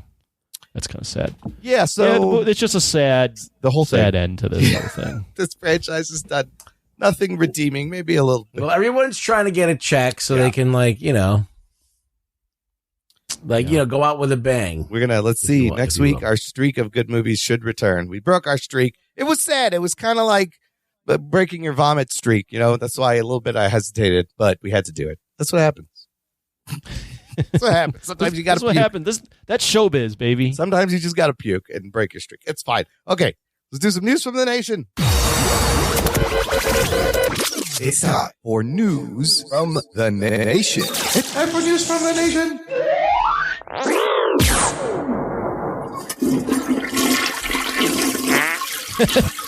It stinks. It stinks. It stinks. Yikes. Got one thing from our buddy Rokas Borokas on the Facebook group. He says, haven't posted in a while, but this feels like a discussion for the nation. He posted this graphic that has 4 Hong Kong action stars, right? Are they all Hong Kong or one Thai? The people are Donnie. No. What? No. Who are the 4 in there? Donnie Yen, Jackie Chan, Jet Li, and Tony Jaa. Tony Jaa is not a He's Hong not. Kong He's from action Thailand. star. That's right. But you got 4 martial arts action stars. And he says, you put these 4 in a room. Who's coming out first? Here are the parameters. No weapons, no gear, no superpowers. Hand-to-hand only. And all respective movie feats considered regardless of their movie character name. So they have Donnie Yen from Ip Man. Anybody know Jackie Chan? What movie is that? I don't know these other movies. What movie this is? I have no idea. What movie is Jet Li in there? No idea. Okay, well, that's Ung Bak. It says obviously, and Tony Jaa Ung Bak. But what do you guys think? First, throwing out the movie part, these 4, it's an interesting question. You put them in a room, hand to hand only. Who comes out? I think that Donnie Yen he knows MMA. Oh, he does, and he does know Brazilian jiu-jitsu. Yeah. So if the fight ended up going into a grapple, I think he could probably dominate because the other guys don't have that skill set to my knowledge. They might know it. I just don't know that they know it, but like he's been very public and putting it into his movies, and like Flashpoint, he started doing stuff like that in the movies. Oh, interesting. My first instinct was I wanted to vote for my boy Tony Jaa. This is just his athleticism. That's the second one I would pick. He's fast. He did crazy shit in Ung Bak at the Protector. I want to see him come out on top. He might be the youngest one in the group. Yes, also too. Donnie Yen is a little bit older. I was thinking about that too. But Tony Jaa looked like he was getting up there in this movie a little bit. I don't know how old he is. Anthony, what do you think? I appreciate the question, Rokas Barakas. I also think it's kind of a silly question because I don't know what are we asking if who's the best in a real fight? Or are we asking their characters? I don't know. Right. I don't know. I would maybe lean Tony Jaa because he knows Muay Thai and everyone else doesn't.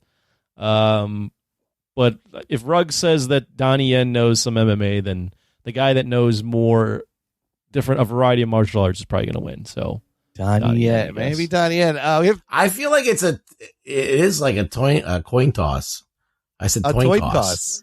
Is it a coin toss? I'm assuming we're getting everyone in their prime because Tony Jaa is younger than a lot of these guys. Right.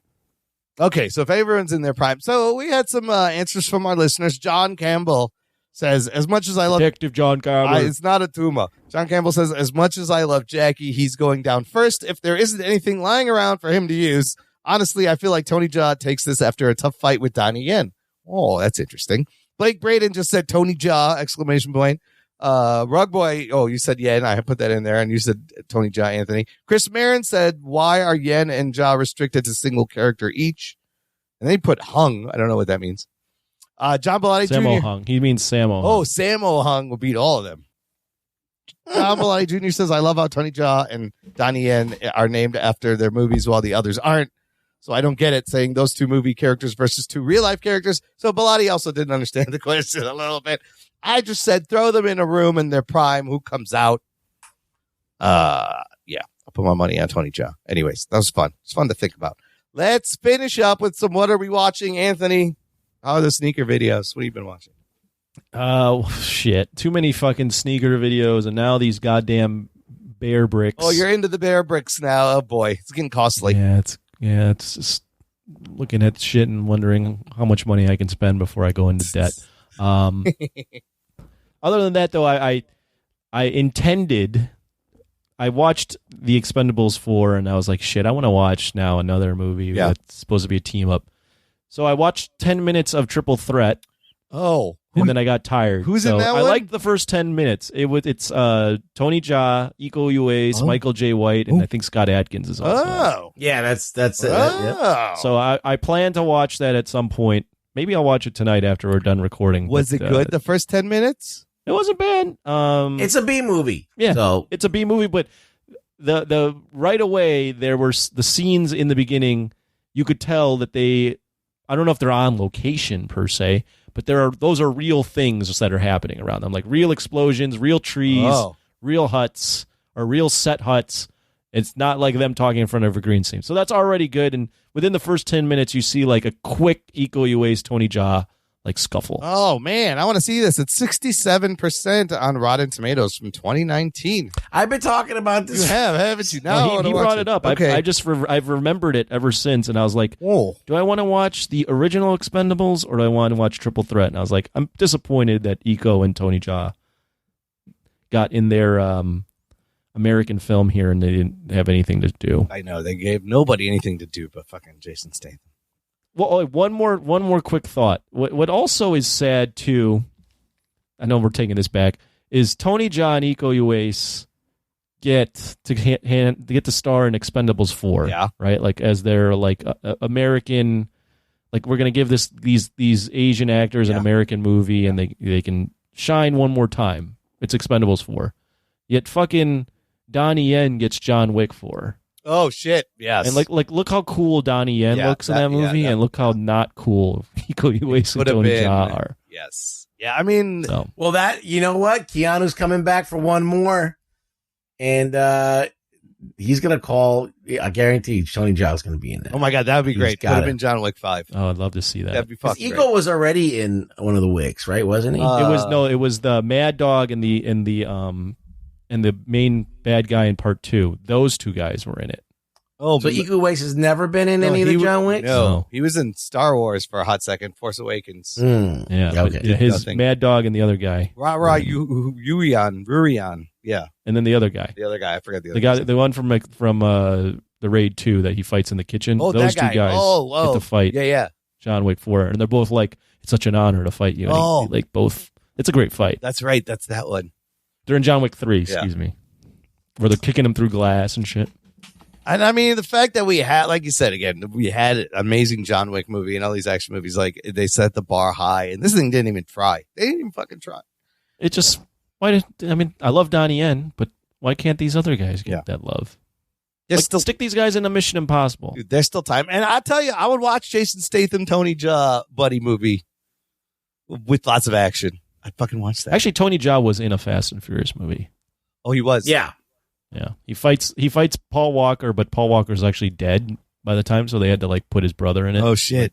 Like, CGI his face. Yeah, shit. Was that scene any good? Was that fight any good? Yeah, they have him jumping around a lot. Okay. It's good. Flip kicking. He's like a monkey jumping around. Well, speaking of the John Wicks, anybody watch the first part of The Continental on the Cock? No, you told me it was bad. We're sliding into what are we watching? Yes, here? we've already been in what are we watching? We've been here for a little bit. Oh. We've been here? Yeah. This whole time? I was talking about shit that I was watching, but nothing too big. Oh, you're right. I'm sorry. Did you watch The Continental Rugs? I did watch it. Yes, I watched it. What did you think of part 1? I watched it also. I think ultimately not interested in it, but it did have a couple of cool fight scenes. And like that stairwell fight scene in the beginning was good. And then the ending scene was entertaining. It did evoke a Stahelski, whatever you want to say it, type of fight scene. Ultimately, I'm not interested in any of these characters. I don't give a fuck about what's going on. Winston, I thought it was okay. They introduce a lot of characters, you know, so it's going to take time to get to know them. The story about his brother was kind of compelling. Winston's brother and his background. His brother was fucking stone cold killer like John Wick with a single body shot headshot. Mel Gibson's in it. Mel Gibson plays the current head of the Continental. He gets to be a little crazy and over the top. I feel like it's all right. I wanted to know more about the Continental and less about Winston and his brother. Got a young Sharon there. That's kind of fun to see. Any John Wick spinoff has to have high level action. But it doesn't. It's like it's missing like Keanu and the whole thing that he brings to the thing. So the 70s setting is great. His whole very vibe, descriptive. His whole charisma. But there's like 70s music and the set design. The car is pretty cool from the 70s. But it was okay. I mean, it's only 3 parts. I'm gonna continue watching. It's basically a John Wick sandwich. It's like it's got action scene in the beginning, action scene at the end, and the middle is just like guy walking around asking a lot questions of characters and being talking. introduced. Yeah, So maybe the next episode will hit the ground running and it'll be a little bit more urgent in its pace. But I was like, okay, this is moving a little slow, guys. This is John Wick shit. Let's go. And it didn't really. There is something about the Continental and what do they call themselves? The high table. Yeah. But they don't really get into it that much. It's just kind of this ancillary thing. Mel Gibson's in charge. He's the bad guy. He just seems like a gangster. He doesn't really. The mystique isn't there. You know what I mean? Yeah, there's something missing that the movies have, but it's not horrible. Like, it's well made. I will continue to watch. But it's fine. It's okay. I'll stick with it. It's not like I'm never. If it has a couple of scenes like that every installment, it's probably worth checking. Yeah, out. no, there was some decent action. So, okay, wait, let's finish quickly with Ahsoka Part 6 rugs. Because spoilers. Spoiler alert. Oh, they gave us a lot. They gave us Thrawn. They gave us Ezra Bridger. Some of it was cool. Some of it might be confusing. Did you enjoy all the callbacks to Rebels? You saw his ship and these night troopers and Ezra and little fun creatures. We got to see everything. Yeah. What'd you think? So I thought it was okay. I'm not really mad at this series. Like, I'm not really butthurt about any of this. It is Star Warsy in the grand scheme of things, because I watched Rebels and I watched Clone Wars and I understand, all these things that they introduced were kind of like hinted at or even covered in these things. So it feels like it's part of that Star Wars. And so I'm cool with it because I already was a proponent of that stuff. I could see if that you never were into the other ancillary stuff and you tried to watch this, you'd be like, what the fuck? Why do I care about this guy? And whatever. So I do think that there's going to be two different reactions to it depending on what kind of person you are. Like, you're less informed about these series, right, Imran? I mean, I'm between like casual and real hardcore that have watched everything. So I get the lore that they're pulling from, but I can also see how someone would be like, this guy is such a fucking big badass. Where the fuck he's been this whole time? Also, he got a little chunky thrown there, I noticed. Yeah, that was weird. Like, I would have thrown a cape on him or something to hide his gut. He's slender in the show, and yeah, he must have been Admiral Prawn, like eating like just handful. He was eating those little shell creatures on the planet. Yeah, he was. And then I also thought like Sabine and Ezra's reunion was a little lackluster. Like, wouldn't you be a little more enthusiastic? You've been looking for this guy for 10 years. This chick literally like endangers the entire universe to find this kid. She caved and she gave him the map and went with him just to find this kid. And when she sees him, she's like, "Oh, you're right there. Hey, how's it going? Let me give a hug. Let me give one of them bro hugs." I was like, really? That's all? That's all? And then he's like, how's it going? Where have you been? How'd you get here? And she's like, I don't want to talk about that right now. Wouldn't you want to tell him everything? Like, oh my God, you will never believe what it took for me to get here. And she's like, you know what? Let's talk about that later. I'm like, okay. All right. Whatever. 2 episodes left. We'll see how much crazier it gets. I don't know. We got Thrawn. He's here. Great. I feel like this was one of the better episodes. I did like that they introduced these new stormtroopers and the witches of Dathomir. Yeah. You think those night troopers are all dead too, being kept alive by these witches? Well, they were like, I don't know about the troopers, but they were definitely like transporting like coffins. Into what were they? The what ship. Was that cargo? So there's going to be a zombie army. It's going to be zombie shit. It was. I love that they had tape all over them. They're all banged up, being held together for God knows how long.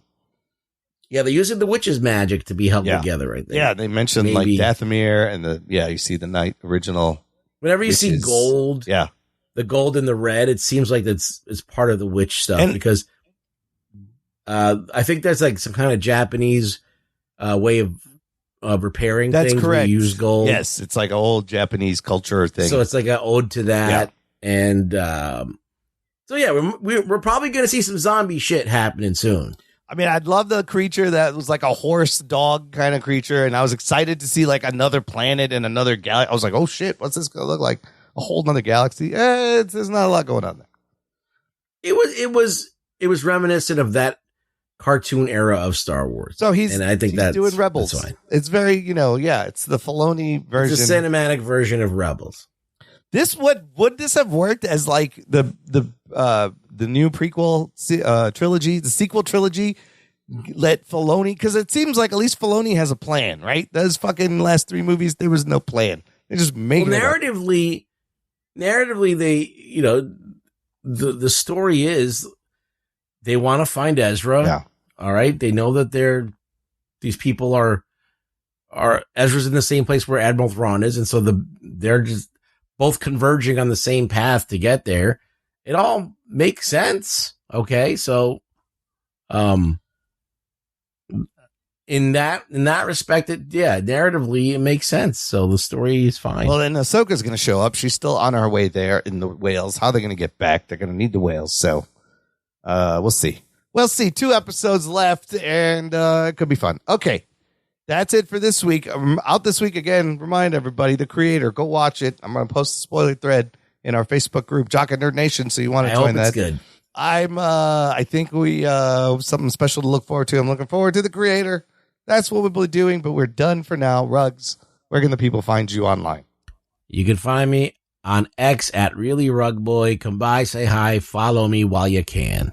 Give them a follow. All those links and things are in the show description for this episode, or you can visit our website anytime, jockandnerd.com. Most importantly, share the show with a friend. Spread it around. Thank you for listening to the Jock and Nerd podcast. My name is Imran. My name's Anthony. He's the Jock. He's the nerd. Beep you. Next time. This is going great. This is crazy. This is crazy. This is crazy. I like turtles. That's fucking awesome. Yeah, that's really good.